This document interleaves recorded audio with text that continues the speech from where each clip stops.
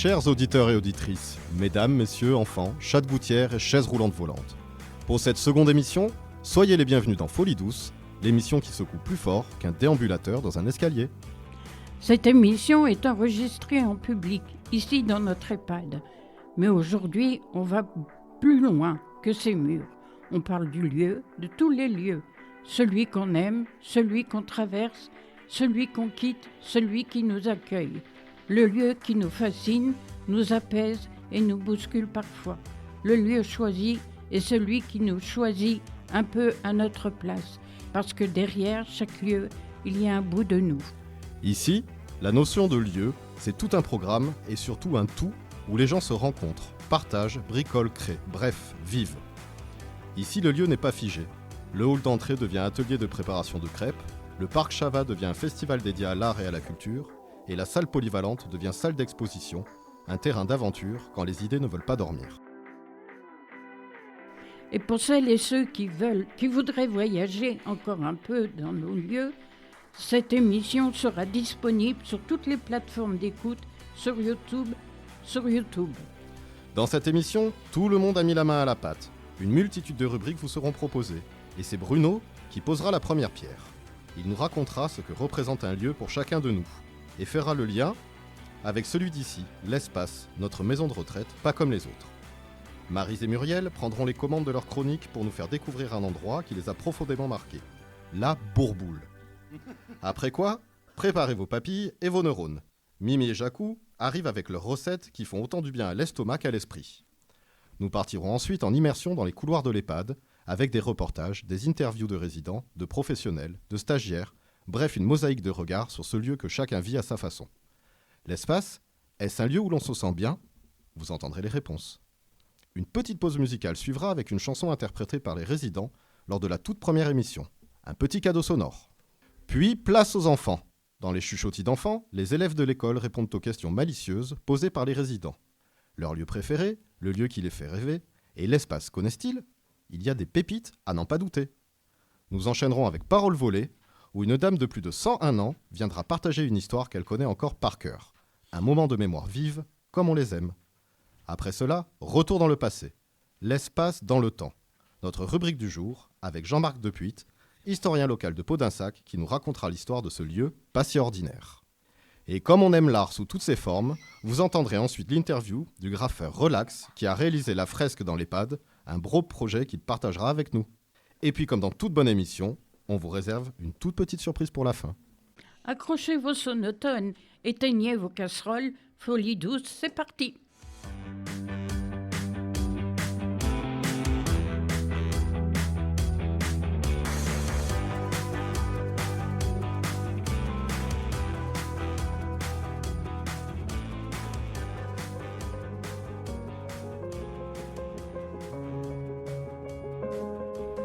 Bonjour à toutes et à tous.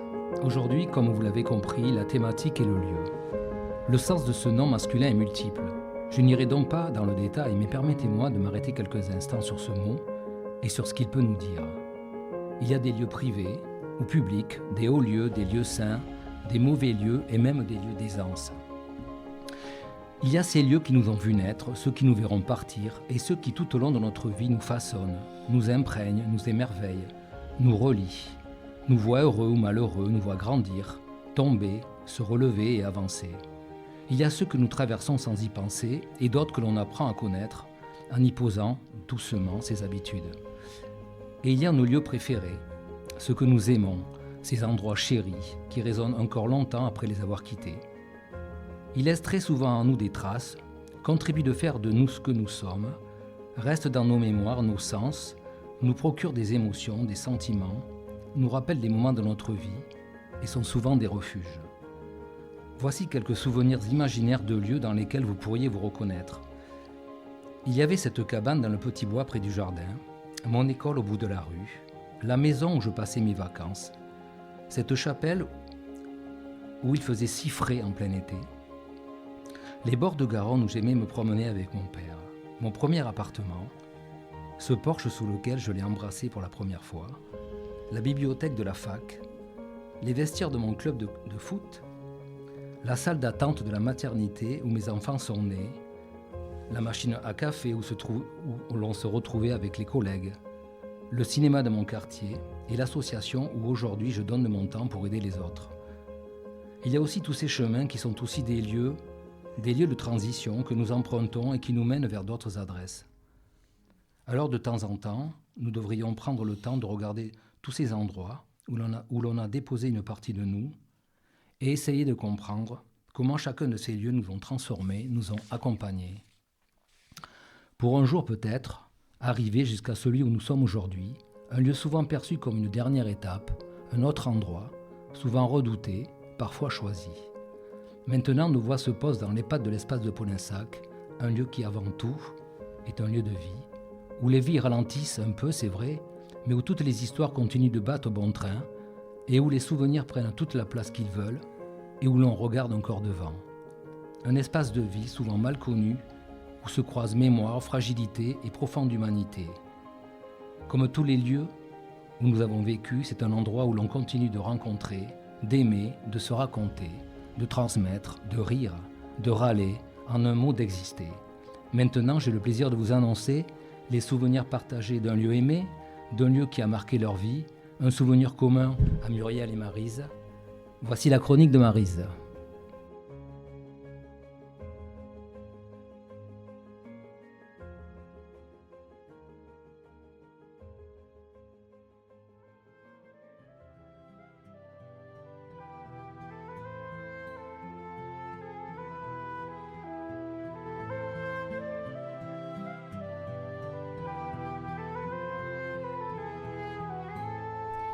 Bonjour chers auditeurs, chères auditrices. Bonjour Muriel. Bonjour, chers auditeurs et auditrices. Bonjour, Maryse. Aujourd'hui, je vais vous parler d'un lieu qui m'a marqué. C'est la Bourboule. J'ai découvert cette ville quand j'avais 6 ans. Asthmatique, j'y faisais des cures. Elle est située dans le Puy-de-Dôme, à 850 mètres d'altitude. Elle est traversée par la Dordogne qui prend sa source au Puy du Sancy. Cette rivière est née de 2 rues, la Dor et la Dogne, qui, en se rejoignant, forment la Dordogne. Et toi, Muriel, comment l'as-tu reconnue ? Les élus de la ville de Périgueux organisaient chaque année des colonies de vacances à la Bourboule. En 92, j'ai eu un poste d'animatrice dans cette colonie pendant 4 ans. En 97, je suis devenue directrice jusqu'en 2018. J'avais la responsabilité de 200 enfants et animateurs. J'adorais la Bourboule et j'ai accroché tout de suite. Un peu d'histoire, Muriel ? Avec plaisir. Elle a obtenu son statut de commune autonome en 1875. Avant cette date, elle dépendait de la commune de Murat-le-Caire. C'est une ville au charme belle époque. En 1880, l'église Saint-Joseph, de style néo-roman, est construite. Un hôtel est érigé sur le mont de Charlane, qui surplombe la ville. Un funiculaire permettait d'y accéder. Une élite bourgeoise de France et d'époque venait pour les eaux, comme Sacha Guistry et Bester Quinton. Au cours des 30 Glorieuses, elle devient la station thermale la plus importante de France pour les traitements infantiles sous l'impulsion de la sécurité sociale. La ville est connue essentiellement pour le traitement des affections respiratoires de l'enfant et de l'adulte. Il y a 2 établissements thermaux, les Grands Thermes et Choussy, du nom de l'inventeur de la source de la Roche des Fées. Les thermes sont adossés à la colline et l'eau y jaillit à 58 degrés. Une légende raconte comment la source est née. Veux-tu la raconter, Muriel ? À l'époque, la vallée n'existait pas. Ce n'était qu'un massif rocailleux. Les habitants évoquèrent les fées qui résidaient sur un mamelon granitique à 95 mètres.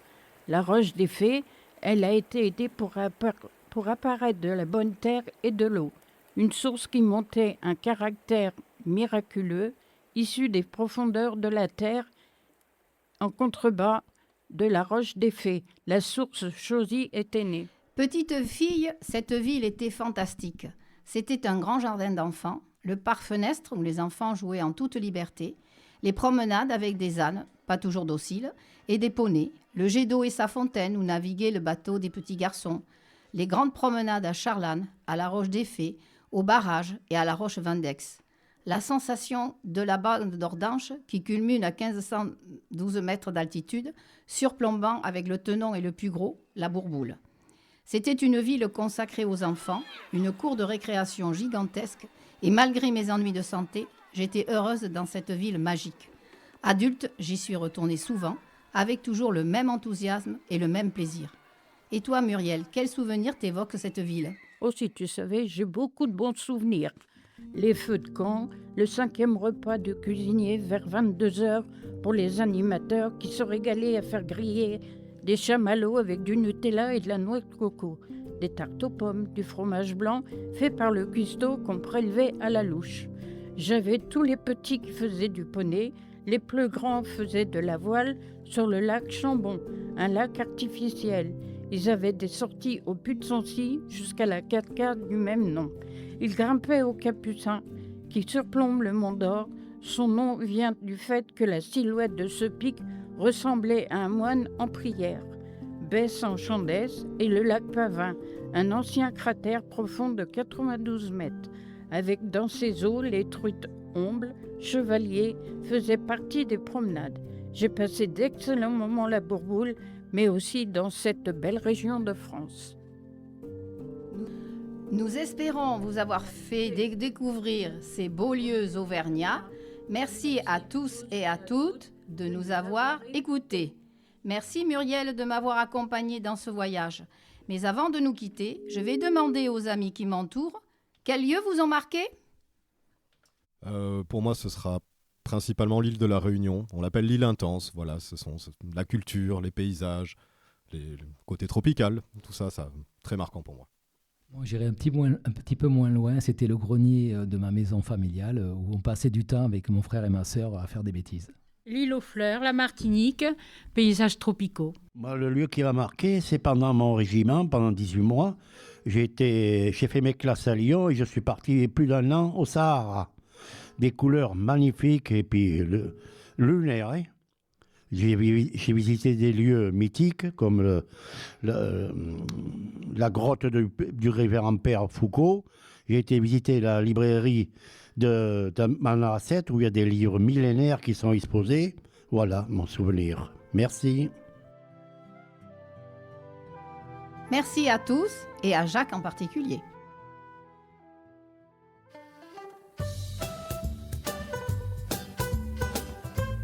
Les recettes gourmandes de Mimi et Jacou, à table!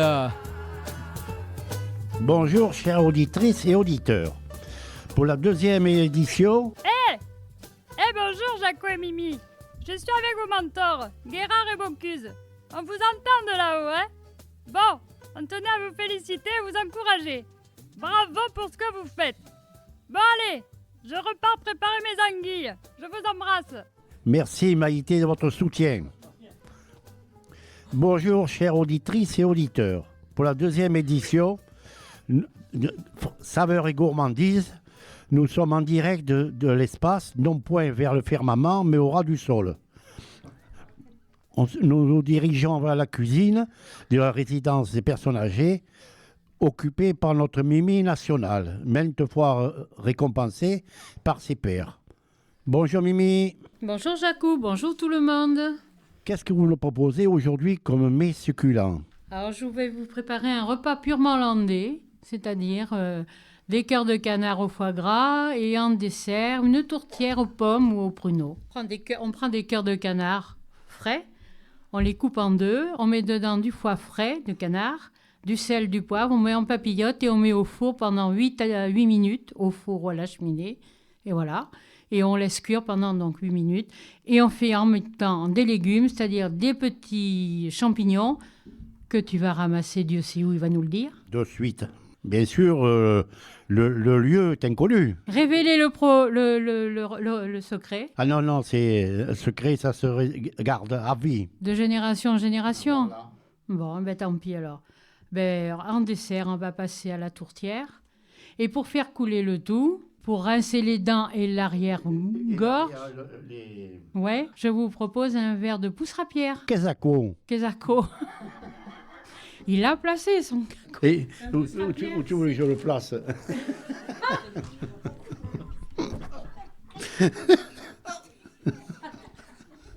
Elle est marrante, où tu veux que je le mette?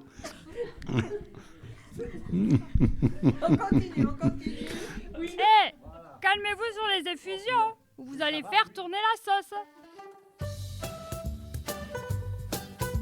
Et je tiens à vous remercier, Mimi, de votre compétence et votre amabilité. Et la prochaine visite, ça sera faite. Seul Mimi connaît la destination. Comme dit un certain journaliste, marche ou rêve. Merci de votre fidélité. À la prochaine.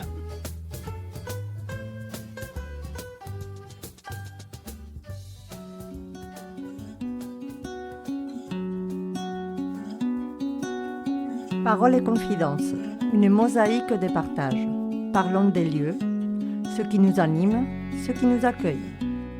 Bonjour, chers poscateurs. Et oui, nous voilà de nouveau pour ce petit temps de parole et confidence.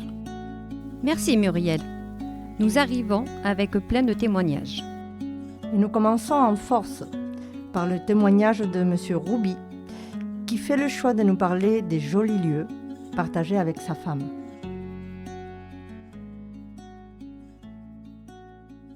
Finalement, aujourd'hui, votre lieu, c'est ici en fait. Oui, c'est ici, bien sûr. J'ai pris ma femme. Oui. Alors, puis elle est morte ici. D'accord. Alors, pour moi, c'est un souvenir. Ok. Il n'y a pas longtemps qu'elle est morte. Il y a un mois et demi. Un mois qu'elle est morte. En effet. Oui, donc vous disiez qu'en fait, finalement, voilà, maintenant, aujourd'hui, pour vous, c'était le lieu le plus accueillant.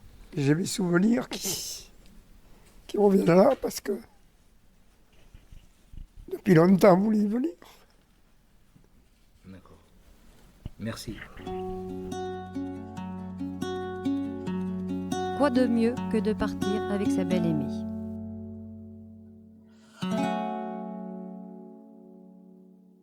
Qui n'a pas pensé à retrouver un peu de liberté? Écoutons Monsieur Laporte. Vous êtes chez vous, vous faites ce que vous voulez, même des fois vous ne devriez pas le faire, mais c'est fait quand même. C'est fait voilà, librement. Donc en fait, vous disiez que finalement c'est la liberté. Voilà. Le lieu idéal, c'est là où on peut faire ce qu'on veut. Faire ce qu'on veut. Voilà, ça nuire aux voisins. Et voilà. Sans nuire à personne. Aller librement comme ça. Et surtout faire ce qu'on a envie, quoi. Ce qu'on a envie. Par exemple, je suis un lecteur assidu de Sud-Ouest. Eh bien, je lis le Sud-Ouest. Voilà. J'ai l'impression que vous avez été un homme qui a bien aimé sa liberté, en fait, toute votre vie, je crois. Tout à fait. Ah oui, j'aimais bien ça. Parce que le Sud-Ouest, même quand je me suis délocalisé de la Gironde, il m'a suivi partout. D'accord. Jusqu'à Paris. Voilà. Donc pour vous, le lieu idéal, finalement, ça peut être n'importe où, mais il faut être libre. Voilà. Exactement. Oh là là, qu'est-ce que je sens bien au soleil. C'est justement ce qui nous raconte Monsieur Hébert. Le sud. Pourquoi le sud alors? Le temps, tout. Le climat. Le climat, tout est bien, tout est... Les gens aussi, certainement. L'ensemble, ce sont des gens qui sont à peu près sympathiques, quoi, qui sont... Rien que le parler, déjà, ça... On sent que... Maintenant, il y a d'autres endroits, peut-être, mais enfin, moi, je sais que ça serait là-bas. D'accord. Et enfin, ici, déjà, on est pas mal. Et un endroit précis, là-bas? Ah, non. Au sud, quoi. Au sud. On irait au sud. Le sud. Ok. Le sud. Merci. Ah oui, parce qu'après, je suis jamais allé vraiment dans le nord. J'y suis allé mais de passage comme ça. Et ils sont bien les gens, mais ça fait un peu tristo, quoi, à côté de nous, quoi. Ça fait tristo, quoi. C'est une autre vie, quoi. Puis le climat aussi, c'est pas pareil. Exactement. Dans le sud où vous sortez, il y a toujours le soleil. Ailleurs, après, c'est un peu aléatoire. Hein. Merci beaucoup. Parfois, nous devons faire face à des choix difficiles dans la vie. Et retrouver de la sécurité peut aider à accepter un changement. Quelles conditions il doit y avoir pour que ce lieu il vous plaise le plus? Qu'est-ce qu'il faut? La sécurité? Ah oui, ça. Oui. La sécurité, oui. Être en sécurité. Ah ouais. Parce que, bon, ici c'est bien. Mais bon, enfin, c'est mon idée. Oui. On n'est pas assez, c'est pas assez strict. Ah bon. Il y a des moments, c'est pas vrai. Sois franc. Oui, strict. Tu vois que ça soit plus strict, plus. Mais plus strict par rapport à quoi? Par rapport. La vie, Moi, j'ai perdu trois doigts de pied par rapport à un con, et puis c'est tout. Et si vous l'engueulez, vous faites engueuler par les surveillants. Mais vous croyez que c'est plaisant? Mais non. Bon. Mais maintenant, ça y est, il a compris. Je donne 3 coups de poing. Ah oui, mais. Alors je me suis fait engueuler. Mais maintenant, quand il arrive, je lui dis fais gaffe. Hop. Avec son chariot, il se tourne, hop, et on passe plus loin. D'accord. Vous voulez dire que oui, c'était un problème avec notre résident, d'accord. Non, mais oui, mais voilà. La vie courante. Repartons à nouveau sur des destins qui font rêver certains longtemps et d'autres à côté. Nous sommes autour de la table avec 5 braves monsieur qui ont voulu, il y a les sourires là qui se dessinent, qui ont voulu prêter aujourd'hui témoignage pour notre deuxième émission podcast. Et le sujet, le fil conducteur, c'est le lieu. Hein. Alors on va commencer, si vous êtes d'accord, par discuter ou parler, ou vous nous raconter un lieu qui vous tient à cœur, un lieu qui a pu être un peu significatif pour vous. Monsieur Carrière, dites-nous, alors, si je vous demande de fermer les yeux et de voir un lieu qui était magique pour vous, ça serait lequel? Il y en a beaucoup. Ah, mais alors c'est facile. Dites-moi. Parmi c'est beaucoup. La Nouvelle-Calédonie. La Nouvelle-Calédonie. Ça fait rêver. En premier, oui. Puis après, je dirais la Martinique. Ouais. Guadeloupe. J'ai tous fait alors. Tous fait. Et alors pourquoi ils étaient des endroits un petit peu particuliers pour vous? C'est-à-dire, bon, pour beaucoup de choses. Qu'est-ce qui les rendait spéciaux? Les gens déjà. Et ils sont comment ces gens? Il paraît qu'ils ont le rythme dans le corps. C'est ça, oui. Et la gentillesse. Et la musique aussi. La musique. Et, ouais. Et puis, les gens. Et est-ce qu'il y avait d'autres choses qui... peut-être le bon vivre. C'est ça, oui. Hein? Est-ce qu'ils sont de bonne humeur? Est-ce que c'est vrai qu'ils sont tout le temps de bonne humeur? Tout à fait, oui. Tout à fait. Bon. Eh bien, merci beaucoup, monsieur Carrière. Comme on disait tout à l'heure, il y a les lieux, ça nous façonne un petit peu. Oui, oui. Et est-ce qu'il y a des lieux comme ça qui vous ont marqué durant votre vie? Marqué, je ne peux pas dire, il y en a peut-être plusieurs. Hein. Des lieux où on passe beaucoup de temps. Non, on peut s'amuser. Je vais dire la Palombière. Tiens, voilà. Voilà un joli. Là, on peut, mais voilà. Là, on rigole bien. Hein. Puis il y a autre chose. Bon, ben, voilà. Il y a un lieu de convivialité aussi. Voilà, c'est un lieu de convivialité, exactement. Oui. Pas pour les palombes, mais bon. Parfois, ça passe pas. Mais ça... Est-ce que vous étiez bon chasseur? Non, amateur. Ah. Un amateur, je faisais ça chez des amis. Pour les bons moments. Jusqu'au service militaire. Alors après, non, j'ai pas pu après. Ouais. J'ai quitté la maison, mais qu'au service militaire, eh bien voilà.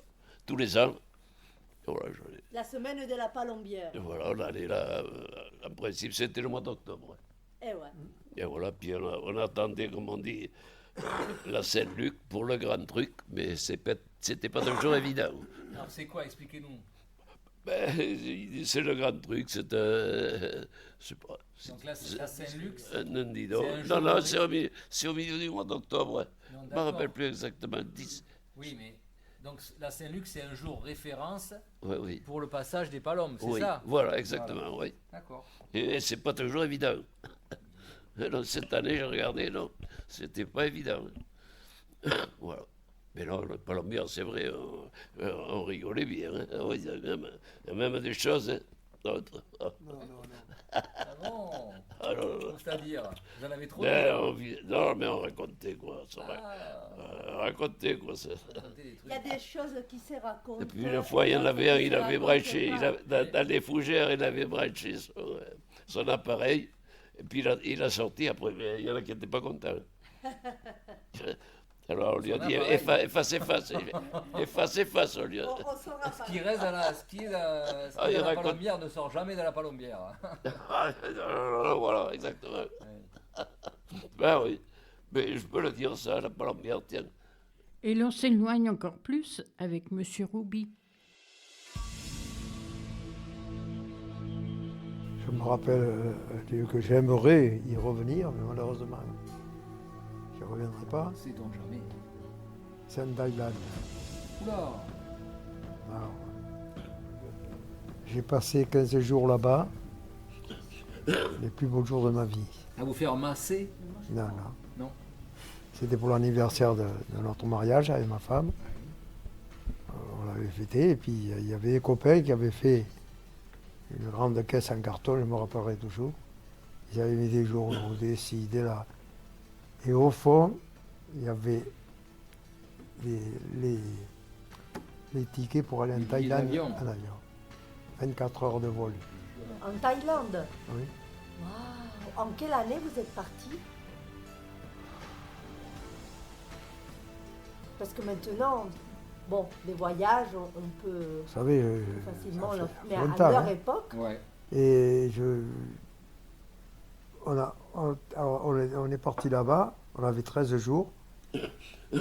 Et après, là-bas, on pouvait rester un peu plus. D'accord. Et on est resté une semaine de plus. Génial. On a visité la mer de corail. Ça, c'est merveilleux. En bateau. Ouais. Sur l'eau, là, vous êtes sur l'eau. L'eau était tellement transparente Là. qu'on pouvait y voir. Non. Ah. Le bateau s'ouvre dessous. Ah! Et oui. Il s'ouvre dessous et vous voyez les corails comme ça, les poissons, tout là.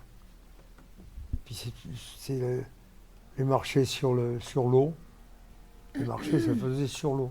Ils voulaient le faire sur terre, sur l'eau. Non, les marchés. Ouais, sur le bord. Sur le bord Barque du. à barque. Jésus. Oui. Sur le bord, là, il y avait les bateaux qui étaient là. Pour moi, c'est le lieu où je serais resté là-bas. Tellement c'est beau. D'accord. Ah ouais. C'est beau la Thaïlande. Ah ouais, c'est magnifique. Et déjà, il faut voir la gentillesse qu'ils ont. Qu'on ne retrouve pas partout. Hein. Ah oui. C'est vrai. Ils vivent dans l'eau, on pourrait se dire. Hein? Leur maison, elle flotte, elle est dans l'eau. Non. Alors, pas toutes? Non. Ils ont du terrain comme ici. Ah, comme ici? Ils ont ils ont un fleuve comme la Garonne, tu vois. Ouais. Où et puis de là, eh tu vas à la. Ils t'amènent à la mer, tu sais. Oui, Alors bien là, sûr. avec leur bateau, là, c'est magnifique. Ah, oui. Même que ce ne soit pas la mer des corails. Vous voyez les poissons, vous passez dessous, comme ça. Ah, ouais. C'est magnifique. D'accord. Voilà. 遠い国で出会った君の笑顔が今も私の心に光を灯す言葉の壁を越えてつながった魂愛は国境を越えて流れる川のよう Écoutons les envies des femmes, ces endroits où elles voudraient se transporter. Vous, le lieu n'a pas d'importance à partir du moment où vous êtes bien entouré. Voilà, c'est ça, Hein, oui. c'est Vous comme ça que je trouvez le vois. beaucoup de monde, oui, autour de D'accord. moi. Voilà. Du monde qui tient à vous, peu importe le lieu en Ah fait. oui, oui, tout à Hein? fait, ça oui, alors oui, tout à fait. Je D'accord. préfère avoir du monde, mais Ok. pas n'importe quoi, pas Ok. n'importe qui. Et alors, tant qu'à avoir tout ce beau monde autour de vous, vous choisiriez quoi comme lieu quand même? Je sais pas, chez moi, Ah, chez vous. oui, Oui. autour de moi, Oui, voilà. Ok, accueillir tout le monde chez vous. Oui, tout à D'accord. fait. Donc oui, le tout- lieu idéal pour avoir tout le monde autour Oui, de vous, oui, c'est chez vous. Oui, mais ma famille, tout ça. De toute façon, ça s'est toujours passé comme ça. Et on se réunissait tous à la maison. Parce que maman et papa ne pouvaient pas trop. Alors toute la famille se réunissait chez moi. Quand il y avait quelque chose, c'était chez moi que ça se passait. Voilà, alors je vois ça comme ça. Le lieu qui vous rend joyeuse. Une prairie, un grand jardin comme là. Alors, si je vous dis le mot lieu, vous pensez à quoi? Saint-Jean-de-Luz. Saint-Jean-de-Luz. Aïe, aïe, aïe. Saint-Jean-de-Luz. C'est où ça? C'est où le Saint-Jean-de-Luz? Au Pays Basque. Ah, d'accord. Voilà. Alors, on dit Saint-Jean-de-Luz, vous avez les yeux qui pétillent, le sourire jusqu'aux oreilles. Ah, ben, alors, vous voyez. Et alors, qu'est-ce qui vous plaît à Saint-Jean-de-Luz? Bon, c'est là que j'ai connu mon ex-mari. D'accord.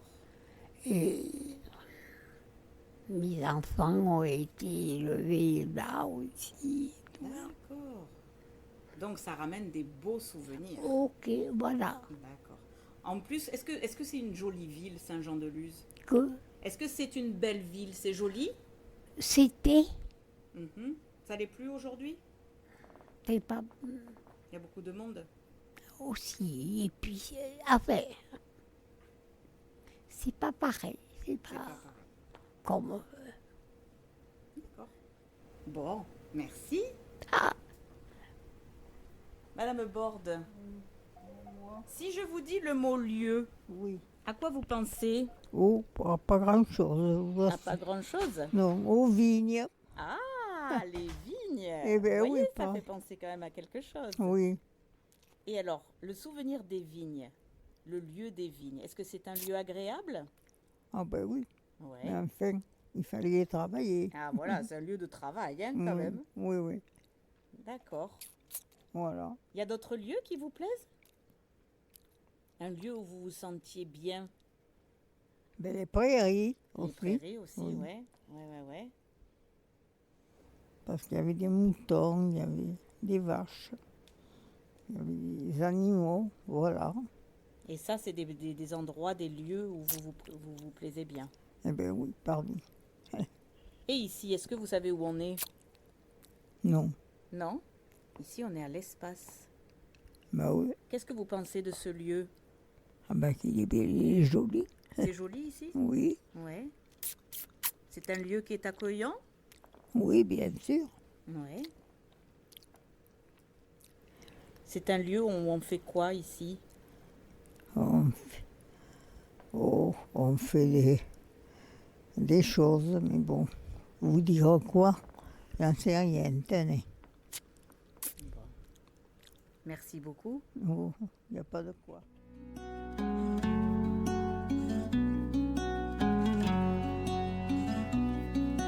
Revenons sur l'espace, parole des stagiaires. De la convivialité, Est-ce que c'était comme vous l'aviez imaginé? oui, parce que finalement, à la fin, ça devient un peu comme notre deuxième famille, parce que quand on va, si plus tard on veut travailler avec les personnes âgées ou quoi, C'est intense, comme une deuxième famille. parce que finalement, quand on travaille, on a bien nos résidents, nos collègues et tout, du coup c'est un peu une deuxième famille finalement. Ok.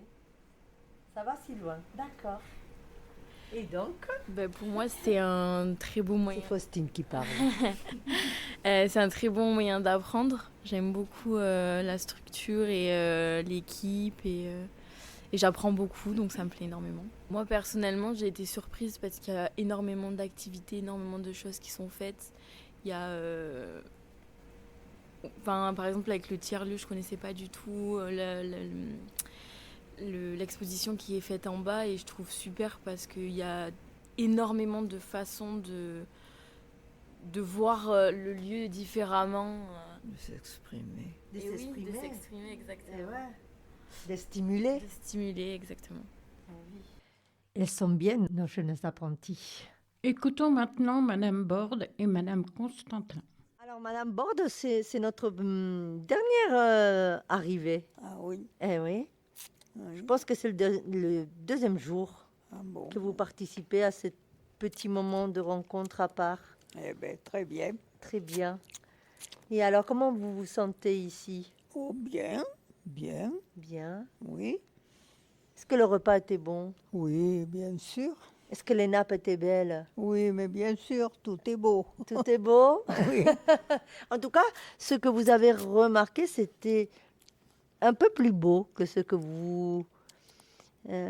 l'ambiance dans laquelle vous mangez Oui, bien habituellement. sûr, bien sûr. Hein? Est-ce que vous avez porté un toast au début du repas? Oh, peut-être, je ne sais plus. Ah, tiens. Je ne sais Ça, plus. je sais plus. Peut-être, oui. Mais en tout cas, pour vous, la sensation, c'est d'être dans un lieu qui est... Oui. Convivial. Convivial. Voilà. C'est tellement beau ce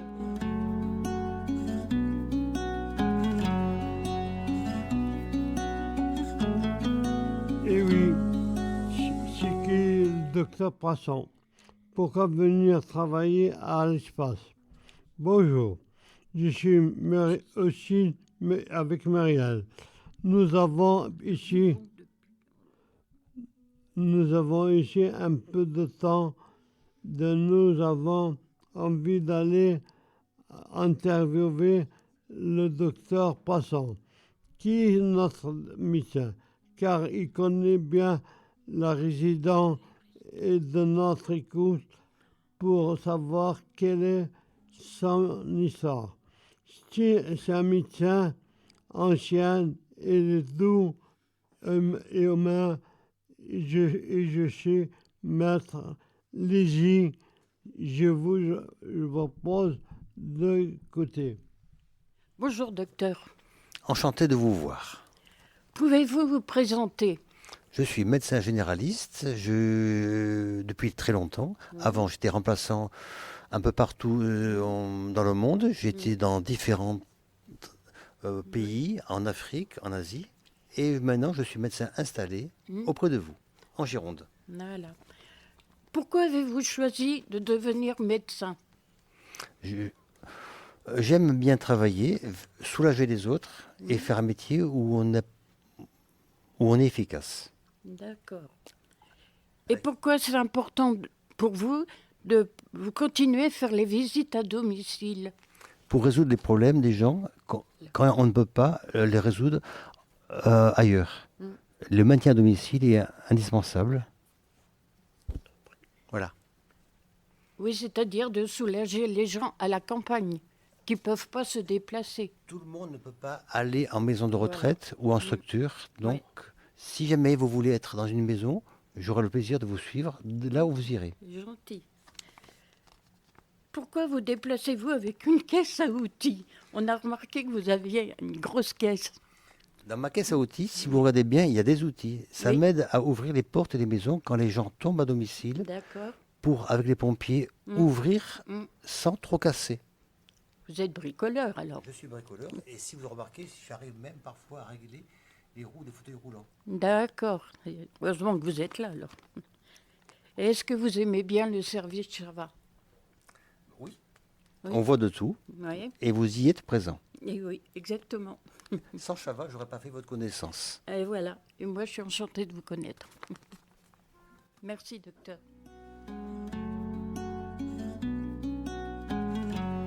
En direct, Christine et Michel qui nous parlent de leur lieu de cœur.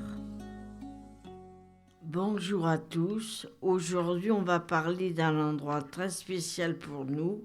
C'est un lieu où on a vécu un grand moment, Strasbourg. On y est allés tous les deux pour que Michel fasse un match de ping-pong et moi, je m'en souviens très bien. Michel, tu es prêt? Oui.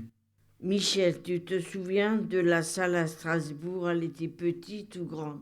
Très grande. Dans cette salle, il y a un moment où tu as préféré un point que tu as marqué, un endroit où tu te sentais bien, motivé.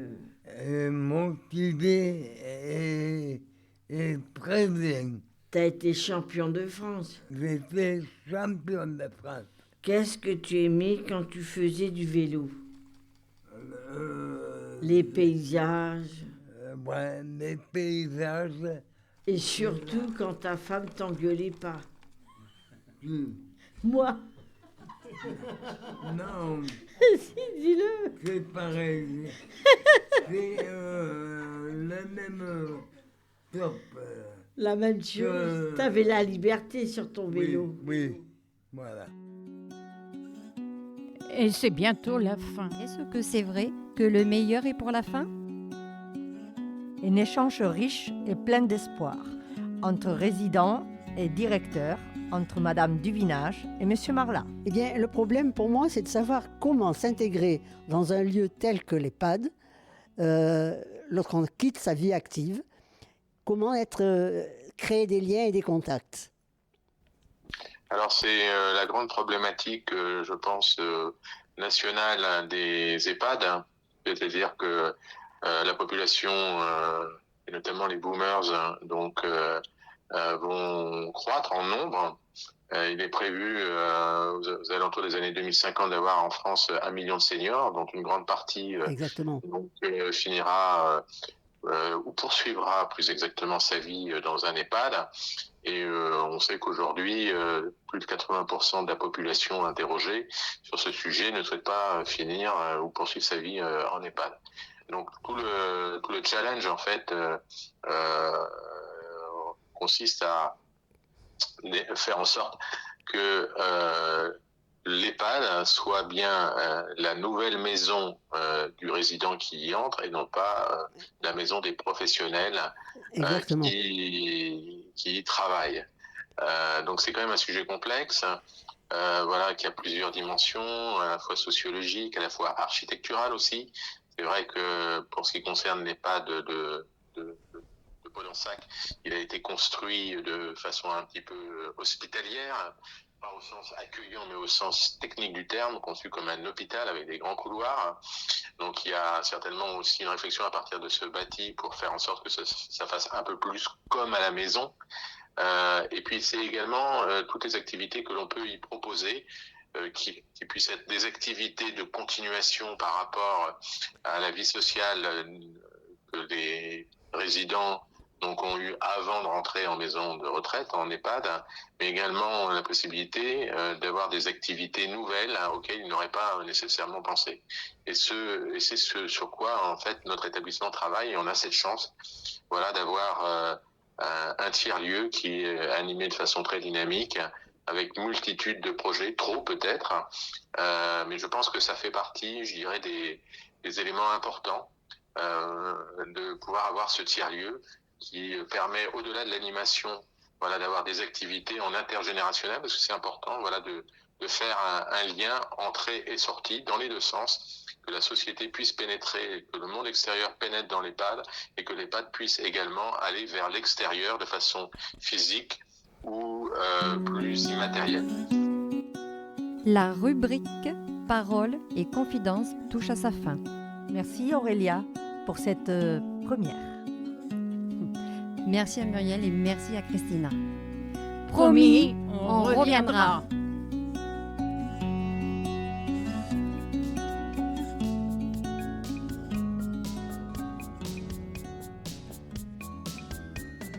Ce soir, j'irai danser le tango au quartier carrelé. On a rancard, mon petit coco.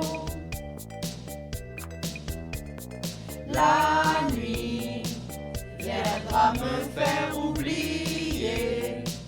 Tu me feras rêver comme jadis dans le passé.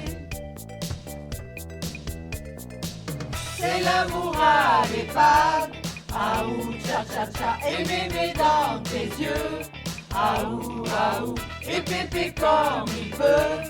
Aou, tcha tcha tcha, grâce à la ville bleue. Aou, aou.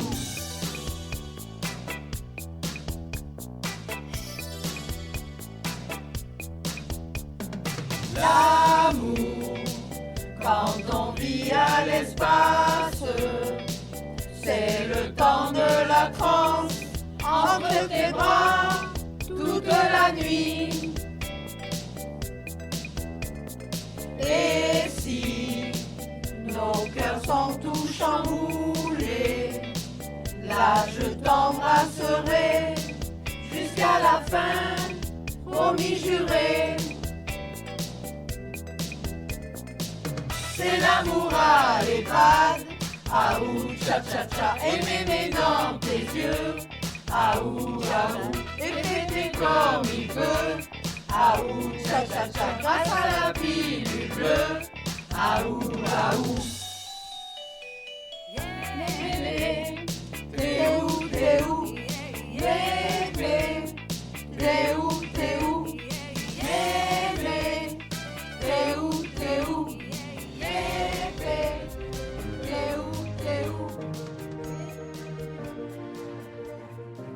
Et maintenant, nous avons l'honneur d'accueillir une de nos centenaires, à la mémoire inflexible et au grand cœur. Merci d'applaudir Odette Lespèce.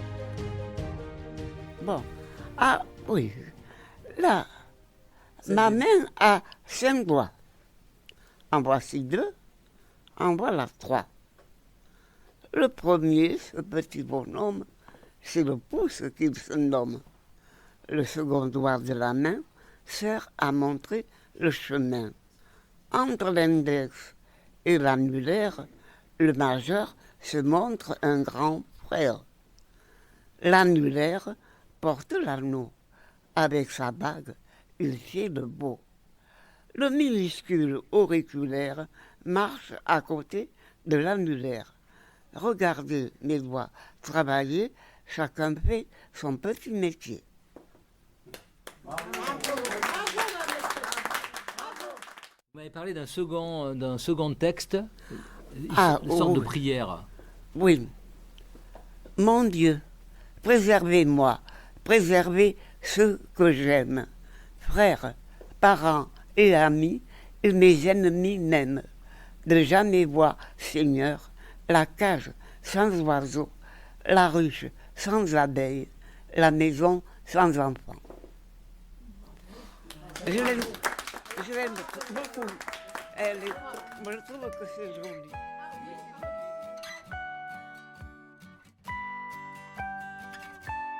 Et maintenant, place à une rubrique toute douce, toute fraîche et parfois pleine de surprises, les chuchotis d'enfants. Pour lancer cette deuxième édition, j'ai voulu moi aussi tenter l'expérience. Alors j'ai posé ces fameuses questions à ma fille et vous allez entendre la petite capsule sonore que nous avons enregistrée ensemble, un vrai moment de spontanéité. Dans cette rubrique, les résidents ont imaginé une série de questions pour mieux comprendre le lieu préféré des enfants. C'est quoi pour toi un lieu ? Est-ce que tu aimes celui où tu te trouves ? Quel est ton endroit préféré ? Comment tu t'y sens ? Quel lieu te fait rêver ? Et même, est-ce que tu connais l'espace ici à Podensac ? Ou encore, c'est quoi pour toi une maison de retraite, une EHPAD ? Les enfants de l'école ont glissé toutes leurs réponses dans une petite boîte posée rien que pour eux.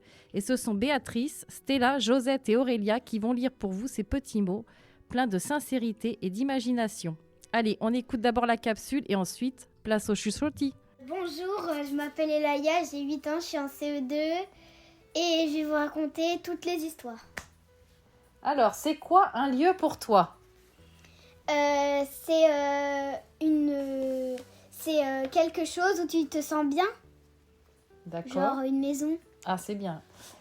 Aimes-tu le lieu où tu te trouves ? Oui, et j'adore ma maison et mon lit et ma chambre, voilà.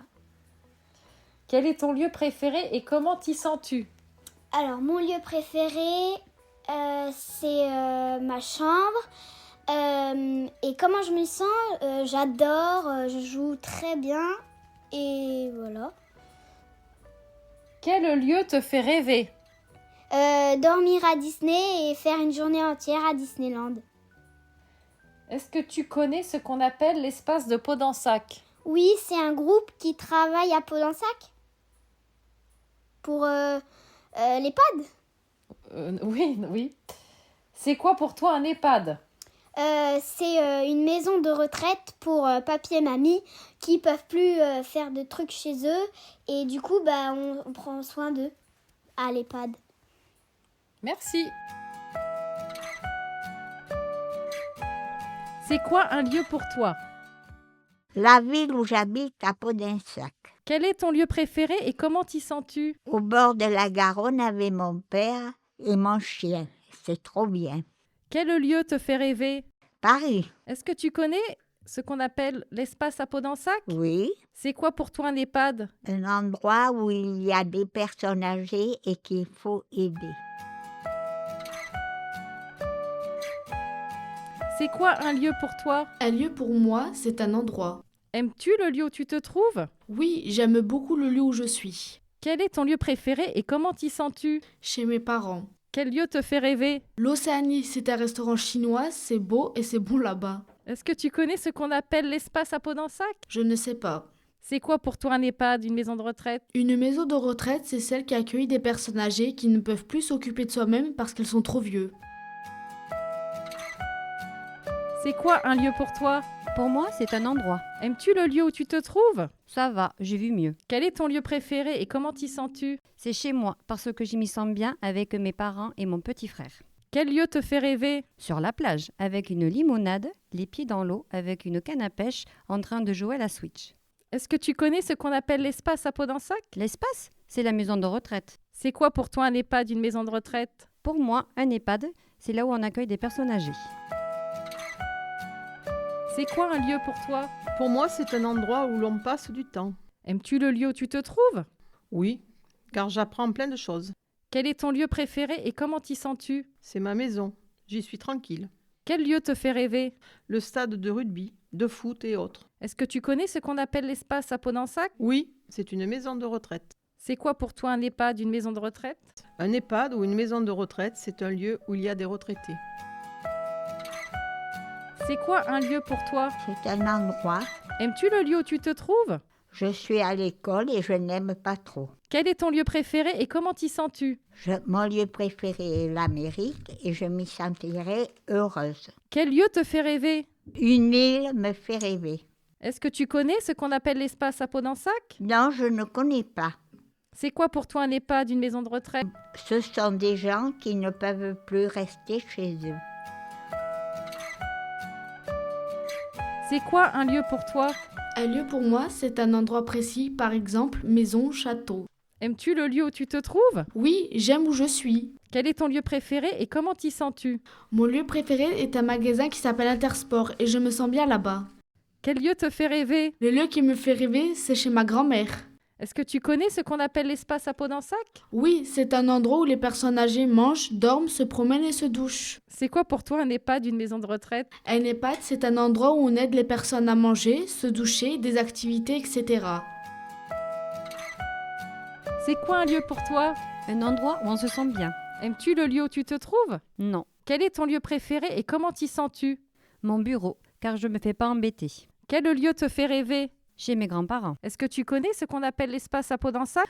Oui, j'adore. C'est quoi pour toi un EHPAD, une maison de retraite? C'est bien plus. Nous pouvons les voir à travers des expositions et le loto. C'est quoi un lieu pour toi? C'est un endroit à l'extérieur et à l'intérieur. Aimes-tu le lieu où tu te trouves? Si tu parles de l'école, oui, pour les amis et le travail. Quel est ton lieu préféré et comment t'y sens-tu? La maison, et j'y ressens la tranquillité. Quel lieu te fait rêver? La maison. Est-ce que tu connais ce qu'on appelle l'espace à Podensac? Oui, la maison de retraite. C'est quoi pour toi un EHPAD, une maison de retraite? Un endroit pour les papis et mamies pour se reposer.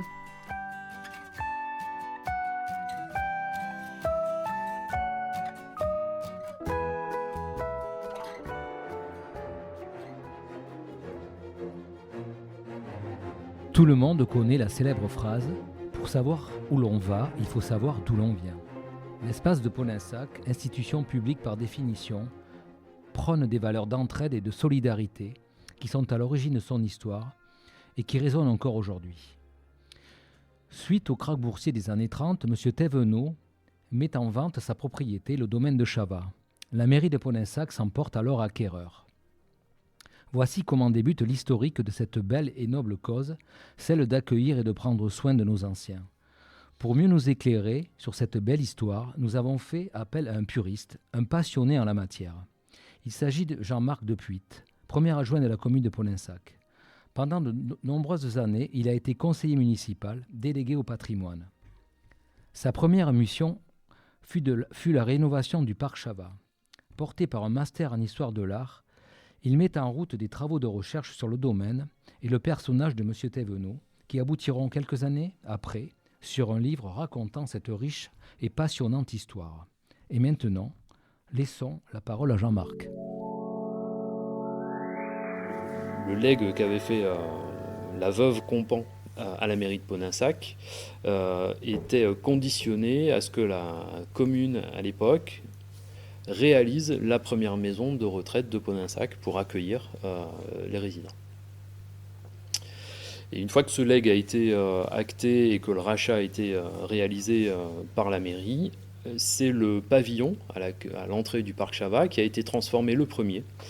Et on en a fait la première résidence pour les femmes seules, âgées. Donc ça a été les premières résidentes et à l'intérieur il y avait 12 personnes qui pouvaient y résider. Voilà. C'est le point de départ de cette maison de retraite.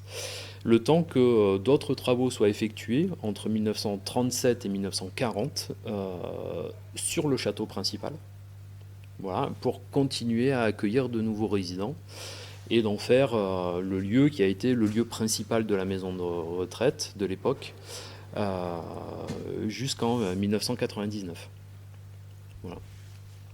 Donc dans le château principal, il y a eu des modifications parce que le château était bien organisé, il y avait déjà des pièces, c'était déjà séquencé, donc ces pièces à vivre de jour sont devenues des chambres.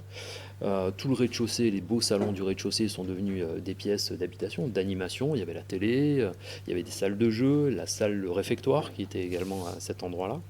Donc ça a contribué à l'animation de la maison de retraite. C'était le bâtiment le plus moderne de la commune. Donc, il y avait chauffage central, il y avait une petite centrale électrique à charbon qui permettait de générer l'électricité, d'avoir le chauffage sur le site, un ascenseur qui permettait d'aller du sous-sol jusqu'au dernier étage et du château principal. Le château d'eau Le Corbusier qui a mené... L'accès en eau potable dédié au château par le château d'eau Le Corbusier. C'était le premier bâtiment à avoir l'eau potable de la commune. Alors même que... et donc ces résidents ont bénéficié de l'eau potable avant même que les habitants eux-mêmes bénéficient de cette eau potable. Qui n'arrivera sur l'ensemble de la commune qu'à partir de 1942 avec le deuxième château d'eau qui a été construit. Par la suite, c'est vrai que le château et le pavillon d'entrée sont devenus un peu trop petits et puis de plus en plus de résidents avaient besoin de soins médicalisés. Il y a eu des premiers projets de transformation du château principal, voire d'agrandissement du château pour en faire des pièces supplémentaires médicalisées. Et puis, la direction de l'époque a renoncé à cette modification du château et a plutôt construit des bâtiments sur la partie agricole du domaine Chavat, là où on est aujourd'hui sur l'espace. Et c'est là que sont nés les premiers bâtiments médicalisés de l'espace. Entre les années 50 et 60. Et puis, malgré tout, les résidents autonomes ont continué à utiliser et à bénéficier du château et du pavillon jusqu'en 1999, novembre 1999, où les derniers résidents ont été transférés après la construction des derniers bâtiments de l'espace actuel. Voilà, à quelques semaines de la tempête de 1999. Qui a mis par terre un peu plus de 170 arbres dans le parc Chavat. Pour nous, les animateurs de l'espace, il est très important d'embrasser ce rôle de médiateur, de relayeur de cet historique auprès des résidents, de leurs familles et surtout du personnel de l'établissement, pour ne jamais oublier et continuer de porter ces valeurs d'empathie, d'écoute, d'humanité qui sont les nôtres au quotidien. Les notions de valeurs... Moi, je pense que le propriétaire qui est à l'initiative de la création du domaine Chavat aurait été extrêmement fier et puis heureux de voir comment son propre domaine a évolué et la manière dont il a été ouvert à tous, au plus grand nombre, dans ces notions en effet de service public et d'ouverture vers les autres, parce qu'il était lui-même donateur, bienfaiteur pour énormément de thématiques différentes, que ce soit pour les personnes en difficulté, pour l'accompagnement des Podinsaké qui étaient au front pendant la Première Guerre mondiale. Il envoyait des vivres et de l'argent pour qu'ils puissent subvenir à leurs besoins. Et puis on lui doit également les 2 monuments aux morts de Podinsac, le cantonal et le municipal. Voilà. Donc il aurait été vraiment, il est dans cet état d'esprit de don et de partage, et donc il aurait été extrêmement fier de voir comment le domaine Chava a évolué après son départ. Et pour conclure l'interview de Jean-Marc, mettons l'accent sur l'un des plus beaux métiers de l'accompagnement social à travers cette anecdote. Il y a peut-être une anecdote aussi intéressante dans le lien social, et puis pour rendre hommage aussi aux aides-soignants de l'époque. Une petite histoire dans l'histoire, c'est que pendant l'occupation de la Seconde Guerre mondiale, Chava a été préservé, et la maison de retraite a été préservée grâce au courage des aides-soignants qui ont fermé les grilles face aux Allemands, et en prétextant que c'était un établissement qui recevait des personnes atteintes de maladies contagieuses, et qui a du coup fait barrage à ce que les Allemands rentrent au château, utilisent et se servent peut-être des œuvres d'art qu'il y avait, et qui prennent possession du château aux dépens des résidents de l'époque. Et donc c'est vraiment là aussi une petite histoire dans l'histoire, mais qui rend hommage, quand on doit mettre en avant aussi en permanence la qualité et puis l'abnégation de nos services de soins et de nos personnels de soins, que ce soit en milieu hospitalier ou en EHPAD. Là encore, ça démontre la qualité des aides-soignants de l'époque.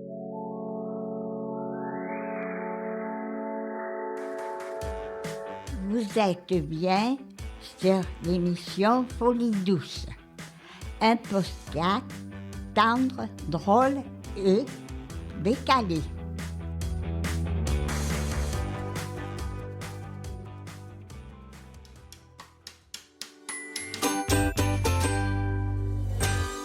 Messieurs, Tissi Frotte Tipi, bienvenue dans le tout premier atelier de haute couture. Installe directement dans une cuisine. La cuisine atelier chiffonnade. Faute de fil pour le rôti, j'ai même dû tricoter un gilet pour mon petit mari. Mais enfin, comment cela est-il possible? Grâce à notre procédé breveté, la désignation des Passiflora venetarius, avec ce système, chaque aliment devient un textile. Comment ça? Eh bien, nous recyclons les pelures d'oignons et nous en faisons de ravissants caleçons écologiques, parfumés et légèrement épicés et réversibles. Cette petite odeur de mijoté, ça me donne presque envie de les essayer. Attendez, vous me dites que la cuisine se met à fabriquer des vêtements? Exactement. À certaines heures de la journée, la cuisine se transforme en atelier de couture extraordinaire. Les torchons deviennent tuniques, les épluchures deviennent écharpes et la moindre casserole devient machine à coudre. Avec presque rien, on fait des merveilles. Une vraie chiffonnade textile. Qu'est-ce que vous racontez? On ne sait plus si ça se mange ou si ça se porte. La cuisine atelier chiffonnade.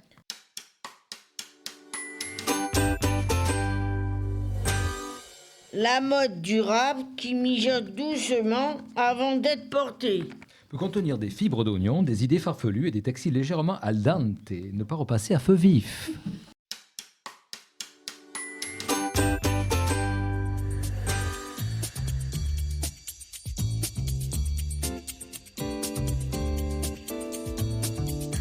Comme vous l'avez entendu précédemment, l'espace de Podinsac est un établissement possédant une véritable histoire, inscrite dans le temps et les paysages.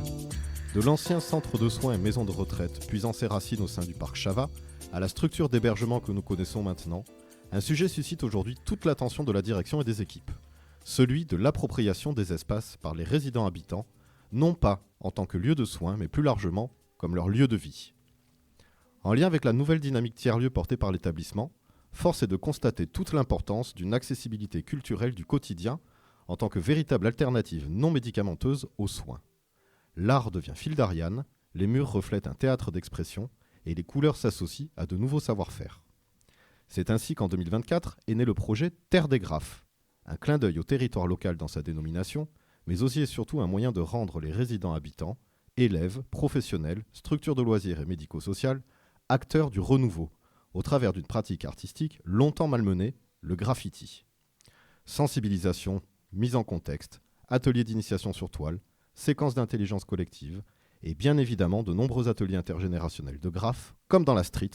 Ce projet de longue haleine n'aurait jamais pu voir le jour sans Romain Allard, alias Relax, l'artiste ayant permis de passer du rêve à la réalité. Plus de 200 jeunes participants, 50 résidents habitants et une quarantaine de tableaux. Donnons la parole au principal intéressé. On a d'abord discuté avec l'administration du bâtiment, la direction, pour savoir ce qu'ils voulaient, où ils voulaient qu'on intervienne.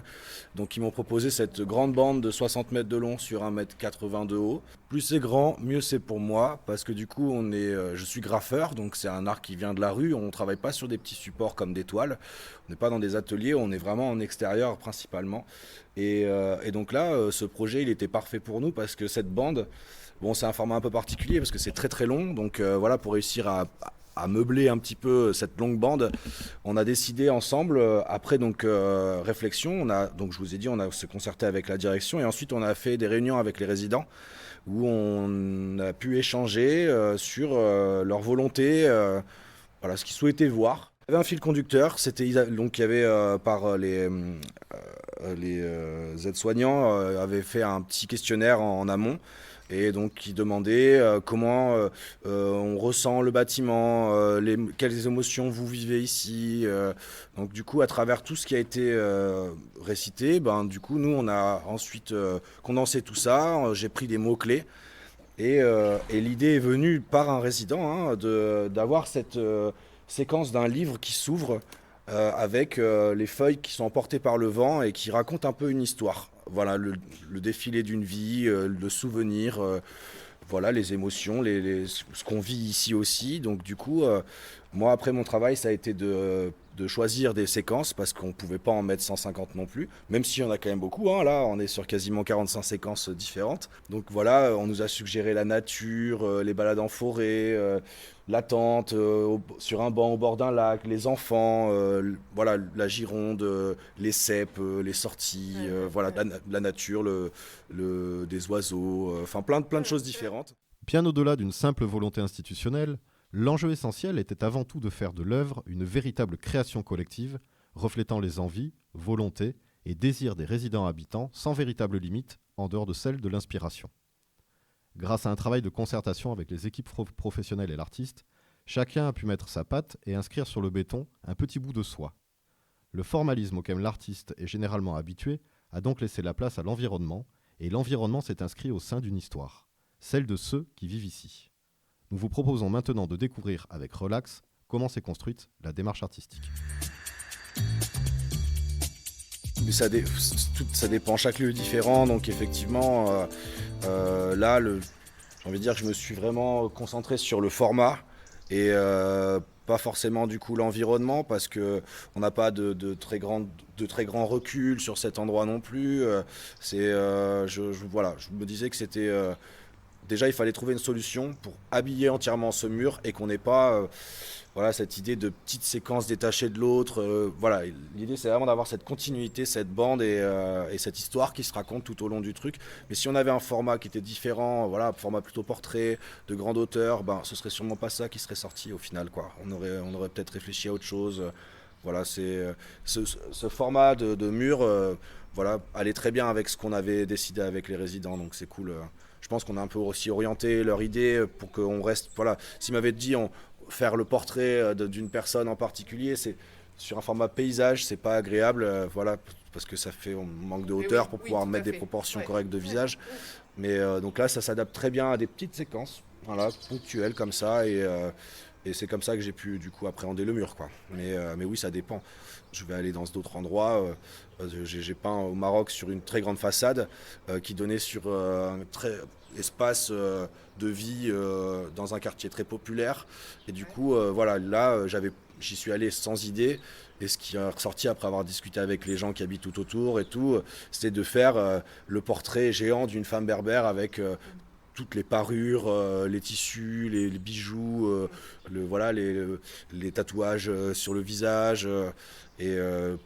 Parce qu'à ce moment-là, j'ai ressenti ça, quoi. Si ça avait été sur un autre mur, peut-être que j'aurais pas suggéré ça. Mais voilà comment je travaille, quoi. Dans cette seconde séquence, vous aurez compris que chaque lieu vibre selon ce qu'il est, et il est fondamental pour les artistes de se familiariser avec pour réussir à nourrir leur inspiration, leur approche et leur pratique.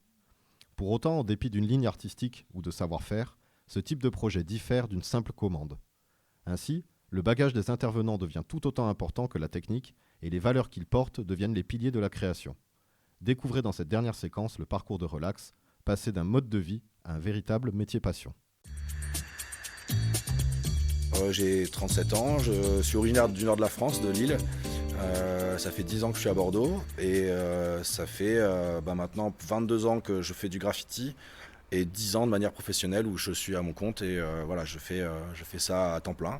Et mon travail, c'est de mettre de la couleur là où il n'y en a pas et d'aller là où on m'appelle. Et oui, mon pseudonyme aussi, parce que dans le graffiti, on signe pas par son vrai nom, c'est Relax, voilà mon nom d'artiste. La plus belle phase dans mon travail, c'est que peu importe où je vais aller peindre, il n'y avait pas avant, donc il y a un avant et un après. Et ça, c'est super satisfaisant parce que tous les gens réagissent de manière positive à tout ça. Et donc voilà, c'est que du positif. Et ça, c'est une vraie chance dans mon travail de pouvoir amener ça aux gens, quoi. C'est hyper gratifiant pour moi et j'adore ça, quoi.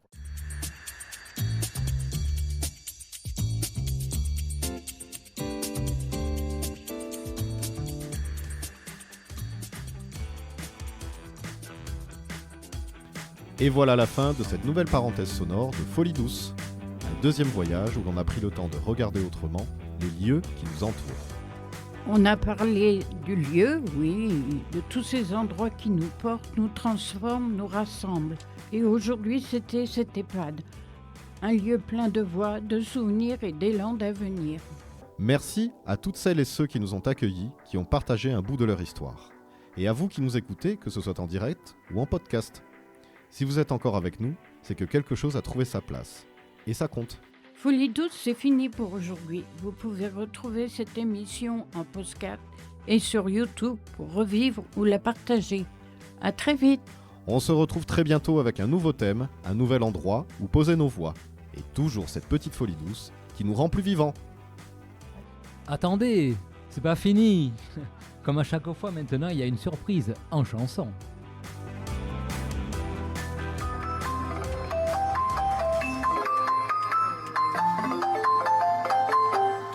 Virez entre vieux, tous les vieux sur le chemin, dans leur automobile, tous les vieux ils seront bien, et dans leurs yeux il y aura des étoiles, et du soleil quand on lèvera les voiles.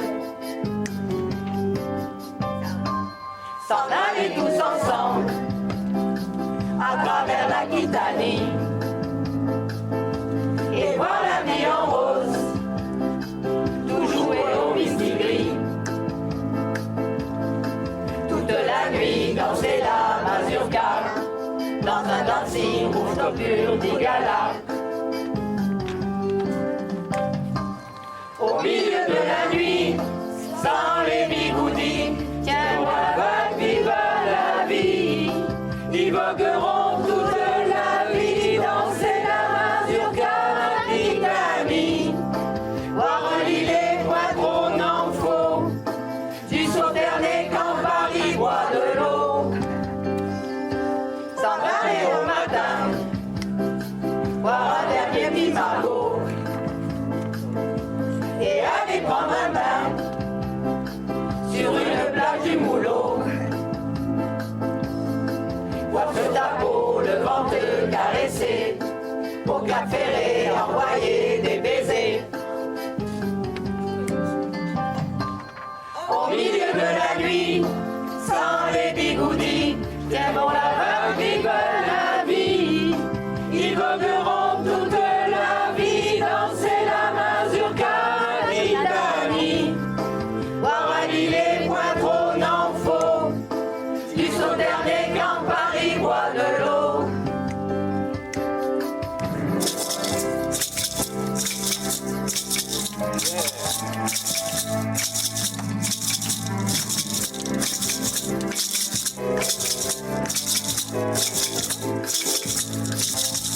Toute la nuit danser la mazurka, dans un dancing rooftop pur d'Igala.